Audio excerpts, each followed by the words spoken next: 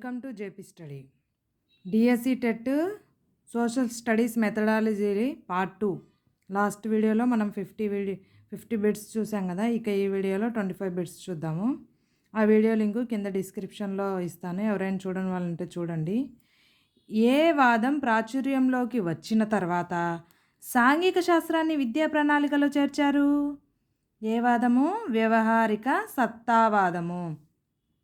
జీవించడం ఒక కళ, ఆ కళను గురించి అధ్యయనం చేసేదే సాంఘిక శాస్త్రం అని అన్నది ఎవరు? మొఫట్.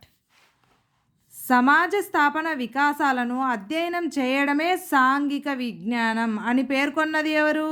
అమెరికాలోని సెకండరీ విద్యా కమిటీ.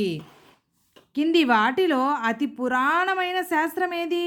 భూగోళ శాస్త్రం, చరిత్ర, పౌరనీతి, అర్థశాస్త్రం. ఆన్సర్ ఏంది? భూగోళ శాస్త్రం. భూగోళ శాస్త్రం అతి పురాతనమైన శాస్త్రం. సాంఘిక అధ్యయనాల్లో అతి ప్రధానమైన అంశం ఏది? చరిత్ర. ఏది? చరిత్ర.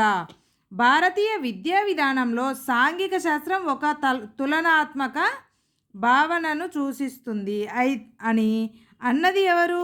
మొదలియార్. ఎవరు? మొదలియార్. ఆచరణకు, అభ్యసన అనుభవాలకు ప్రాధాన్యత ఇచ్చే అంశం ఏది? సాంఘిక శాస్త్రం. విద్యార్థుల్లో ఉత్తమ పౌరసత్వాభివృద్ధి పెంపొందించే విషయ భాగం ఏది? చరిత్ర, పౌరనీతి. ఏ తరగతి నుంచి అర్థశాస్త్రాన్ని పాఠశాల స్థాయిలో ప్రవేశపెట్టారు? 6వ తరగతి నుంచి. ప్రతి బిట్టు ఎవ్రీ ఇంపార్టెంట్ చూసుకోండి. చరిత్ర అనే పదం హిస్టోరియా అనే గ్రీకు పదం నుంచి వచ్చింది. అయితే ఆ పదానికి అర్థం ఏంటి? చరిత్ర అంటే అర్థం ఏంటి? అన్వేషించడం. చరిత్ర అనే పదం ఏ గ్రీకు పదం నుంచి వచ్చింది? హిస్టోరియా అనే గ్రీకు పదం నుంచి వచ్చింది. కింది వాటిలో సామాజిక శాస్త్రం కానిది ఏది? సమాజ శాస్త్రం, మనోవైజ్ఞాన శాస్త్రం, సాంఘిక శాస్త్రం, అర్థశాస్త్రం. ఈ 4 సామాజిక శాస్త్రం కానిది ఏది? సాంఘిక శాస్త్రం.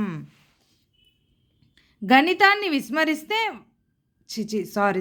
గతాన్ని విస్మరిస్తే వర్తమానం లేదు, వర్తమానాన్ని సద్వినియోగం చేసుకోకపోతే భవిష్యత్తు ఉండదు అన్న సామెత ఏ పాఠ్య విషయానికి వర్తిస్తుంది?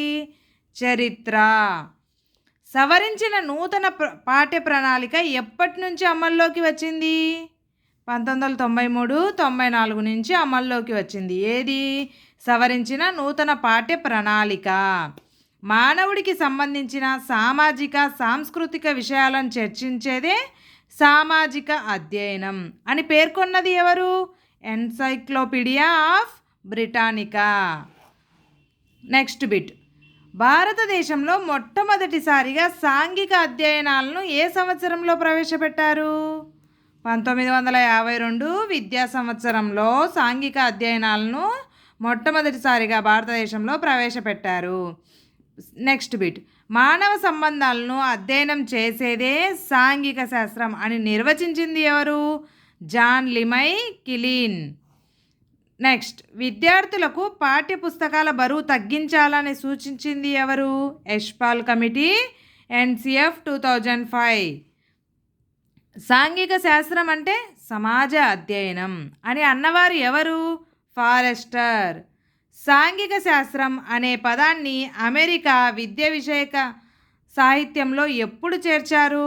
1905. 1905లో సాంఘిక శాస్త్రం అనే పదాన్ని అమెరికా విద్య విషయక సాహిత్యంలో చేర్చారు. నెక్స్ట్. కింది వాటిలో సరికాని అంశం ఏది? చూడండి. ఆప్షన్ ఏ, సాంఘిక శాస్త్ర విషయాలు సమైక్యంగా బోధించాలి. ఆప్షన్ బి, సాంఘిక శాస్త్ర విషయాలు విడివిడిగా బోధించాలి. ఆప్షన్ సి, సాంఘిక శాస్త్రం మానవ సంబంధాలను అధ్యయనం చేస్తుంది. ఆప్షన్ డి, సామాజిక శాస్త్రాలు మానవ సంబంధాలను అధ్యయనం చేస్తాయి. చూడండి, కింది వాటిలో సరికాని అంశం ఏది? సాంఘిక శాస్త్ర విషయాలను విడివిడిగా బోధించాలి. ఇది సరికాని అంశం.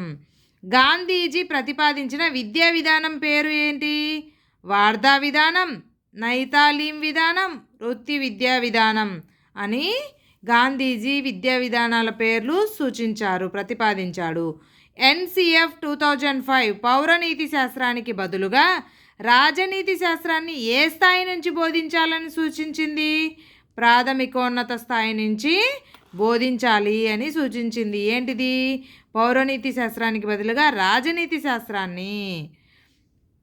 సాంఘిక శాస్త్రం ఆవిర్భవించడానికి కారణమైన వాదం ఏంటిది? వ్యవహారిక సత్తావాదం. విద్యార్థి వికాసానికి ప్రతీకలుగా నిలిచేవి స్పష్టీకరణలు. కింది వాటిలో సామాజిక ప్రమాణం ఏది? చట్టాలను గౌరవించడం, సత్యం పలకడం, అంటరానితనాన్ని నిషేధించడం, సమాజం గురించి తెలుసుకోవడం. క్రింది వాటిలో సామాజిక ప్రమాణం ఏది? సత్యం పలకడం. చూడండి. Thank you for watching. Please like, share, subscribe.